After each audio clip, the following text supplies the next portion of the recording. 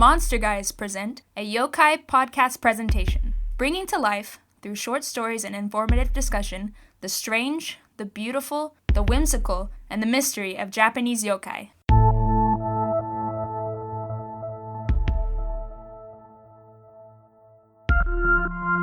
Now please enjoy a story about the Nukekubi, in a story titled I've Lost My Head, written and narrated by C. Michael McGannon, presented by the Monster Guys.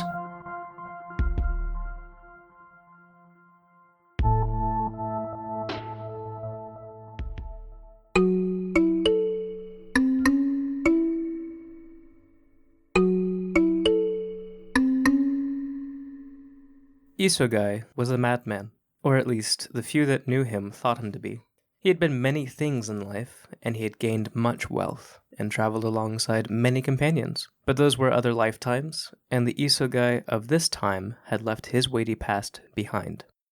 A backpack slung over his shoulder, Yokai hiked through the Kai Mountains, whistling an old wartime song, taking in the beauty around him.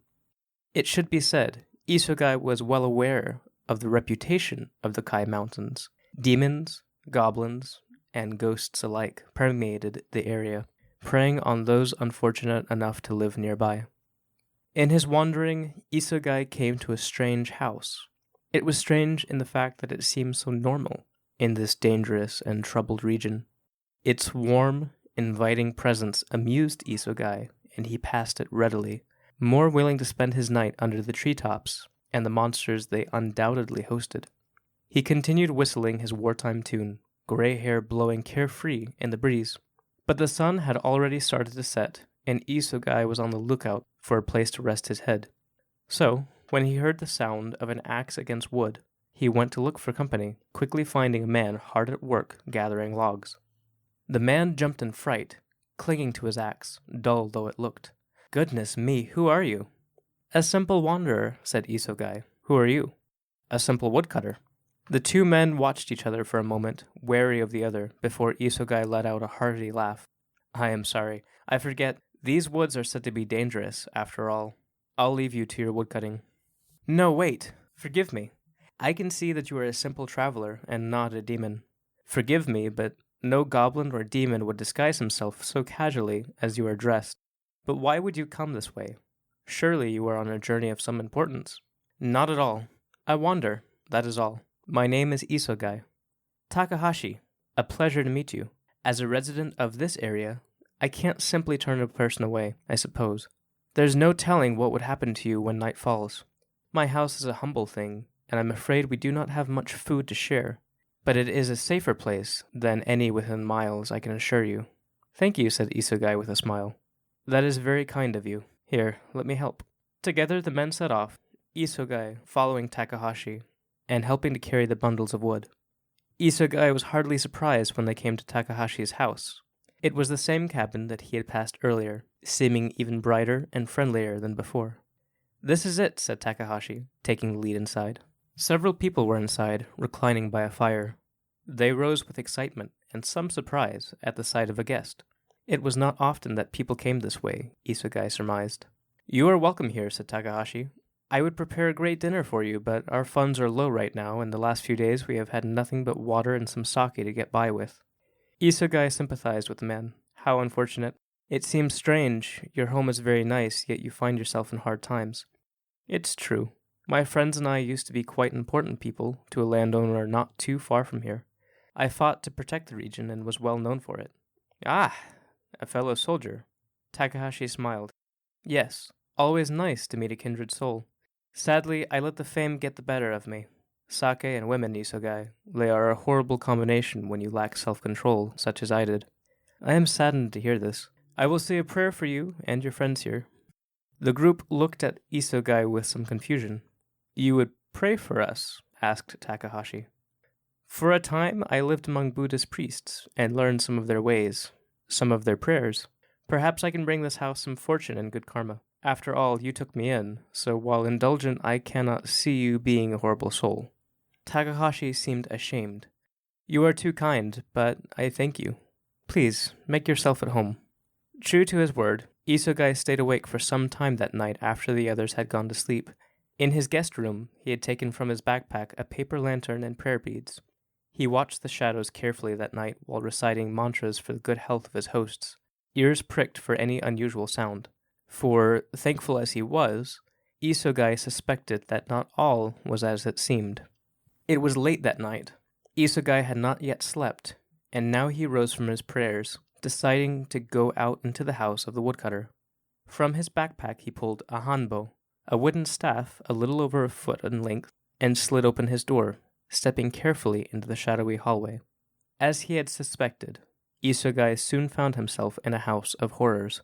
There, by the now-dead fireplace he had seen lit so warmly earlier that night, lay the bodies of Takahashi and his housemates. Each was spread out like a rag doll, missing their heads. But Isogai was wise and did not panic, quickly noticing a distinct lack of blood anywhere in the room. He examined one of the bodies and noted how the headless neck was smooth and clean. Isogai spun the hanbo idly in his hand, his ears picking up the sound of chatter from outside where one of the sliding doors had been left open. He slung the body of Takahashi over his shoulder and walked outside, careful, quiet as a cat. There was nasty chattering of voices from the trees behind the house. Isogai set the body down behind some bushes, making sure it was well hidden before creeping closer to the source of the conversation. "I wonder if he's done yet," a female voice whined. "I'm so hungry." An angry male grunted. We've survived on insects and earth dwellers this long without problem. I don't see why you had to bring a priest here. Food or no food, I hate having to wait outside." "How was I to know he could recite the sutras?" cried Takahashi's voice, and Isogai saw him. There, flitting about the air, almost as if pacing, was Takahashi's head, teeth sharpened to points, voice strange and echoing. "I brought a traveler in so we could finally have a decent meal. I had no clue he would be such a pain in our side." "Someone should go check on him," growled another, this one a gaunt head with dull, bored eyes. "He's not a real priest, so maybe he grew tired of praying and fell asleep." One of the female heads, the same that had spoken before, giggled excitedly and zoomed away toward the house. Isogai plastered himself against a tree in the hopes that she would not spot him. "Anyway," Takahashi continued, "it'll all be worth it in the end. It's been so long since I've had a human. If I must spend some hours stuck waiting outside in exchange for flesh, I am willing." He moaned, already anticipating the taste. Isogai had no intention of being eaten. The female head flew back in a panic, gibbering over her own words. "Hush," rumbled the angry head. "What's wrong?"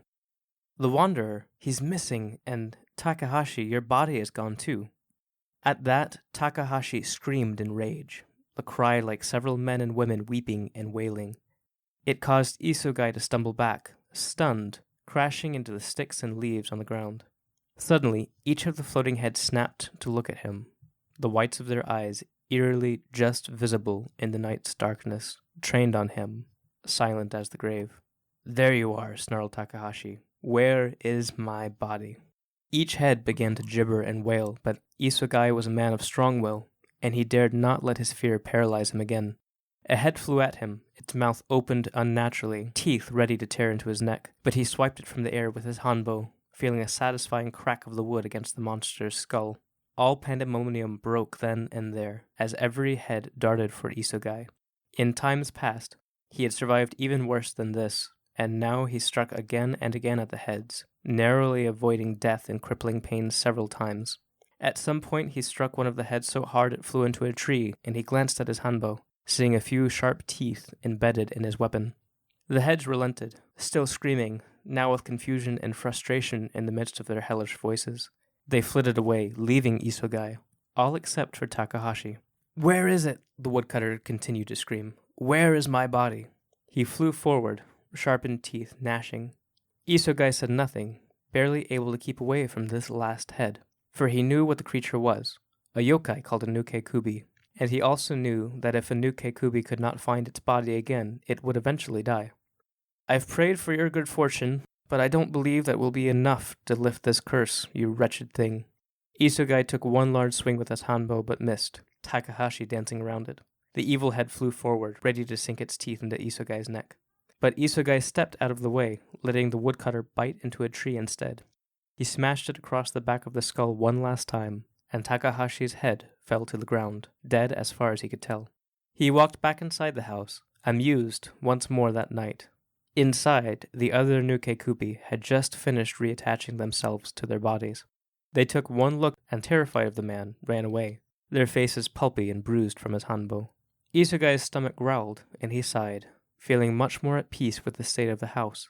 He locked himself back in his guest room and soon fell asleep, quite certain that no other goblins, demons, or ghosts would bother with him that night.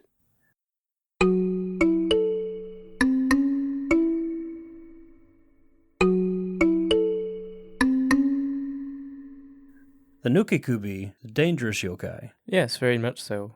We should point out it's the more dangerous of two variants. Yeah, the Rakurakubi, as it's sometimes referred to, is not known to be as dangerous, or as evil, I should say. Right. There are two separate ones. The Nukekubi is the one seen in this story. It is a man or woman, frequently a woman, that when she falls asleep or when nighttime comes, the head will detach from the body. The other version, the Rakurakubi, the head doesn't detach, but the neck stretches out and wanders about on its own like some sort of weird ghost snake thing. Yeah, and I think it was, we were talking earlier, it was the Yokai Wars movie that I mentioned where we saw the Rakurakubi pretty prominent in a couple scenes, and seems to be the more popular of the two visually, whether in art or movies or whatever. But I guess the major difference there is one head detaches whereas one neck stretches out. Yeah, and the other big difference is both can be violent, but typically the Rakurakubi is not really violent. It will go around causing mischief. It'll bite at doors, it'll lick people's elbows, it'll lap up lamp oil, but it doesn't really... Which is a strange annoyance all to itself, having your elbow licked.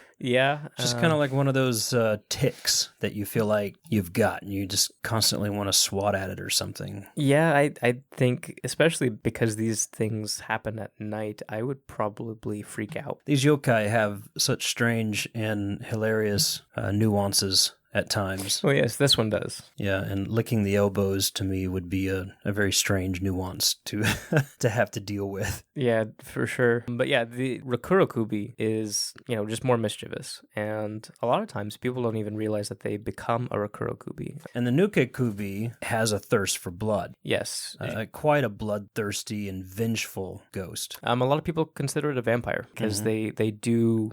drink blood and are known to murder people by ripping them to shreds with their teeth or just biting them until they die. Now, there's a couple of stories that highlight the Nukekubi. Can you fill us in on a couple of those real quick? Apart from the story that we just read, there's some popular ones in folklore that are told often. Well, yeah, probably the most common, because again, it's usually a female, it's not a male. The story that we read is a story written down by Lafcadio Hearn. Which again, you say that, remember the time period and the country when these stories were written. I think that plays a lot into a lot of these female spirits. Yes, but Lafcadio Hearn did write this down from oral tradition. This story was related to him and he kind of translated it for us. So it stands out a little bit from the other stories of Rakurakubi and Nukekubi. But typically, like I said, they are female. There is a story of a woman who went around and started attacking the men in the village, and they found out who it was. They found out that it was one of the men's wives that was doing this, and he consulted with some wise people and found out that supposedly the liver of a white dog would cure a Nukekubi. So he found a white dog. I'm sorry, no, he didn't find one. He went to his dog, who was a white-haired dog, and he actually killed it and took out the liver and fed it to his wife, and she was cured. Sadly, in this story, though, the curse had carried on to his daughter. Which is a common aspect of this yokai. That curse passes on and generations. That is something that is interesting, because most yokai,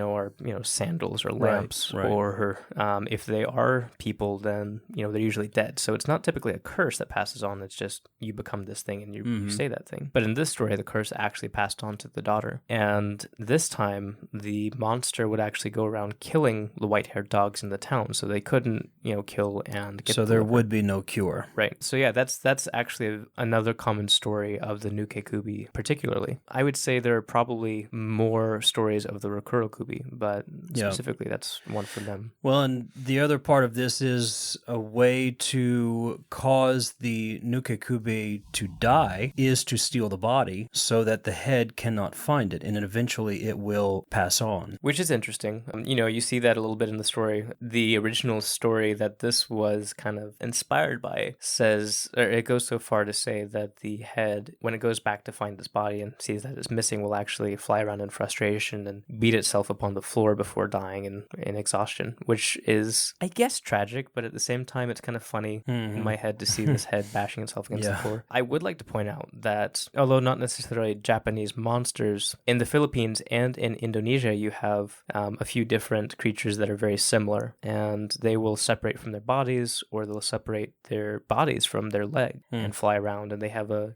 similar weakness. If you move those body parts away, then they will die when the sun comes up. Those creatures, one of them is the Manananggal. The other is the Manananggal, which is... It's a little longer and more of a tongue twister to say. It's a little longer. The Manananggal separates from the waist down, but the Manananggal is pretty creepy. It's kind of similar to the Nukekubi. It's a floating head, but this is a witch who separates her head from her body with the added feature of carrying her intestines and internal organs with her head around. Just adds to the horror. Yeah. Already horrifying, this separating head, this curse, and then you just go to other countries and they're carrying around their innards. It just adds to the horror. Yeah, it's pretty creepy. So quite an interesting grouping of Asian vampires. Even though the Rokurokubi may not be a vampire, it's still got that weird curse-like aspect to it. So yeah, well, very good. We hope you have enjoyed the story today about the Nukekubi and our conversation. As always, you can find us at themonsterguys.com. We'd love it if you'd share this around, share with your friends, tell people about our story podcasts, and also our weekly main podcast, the Monster Guys Podcast.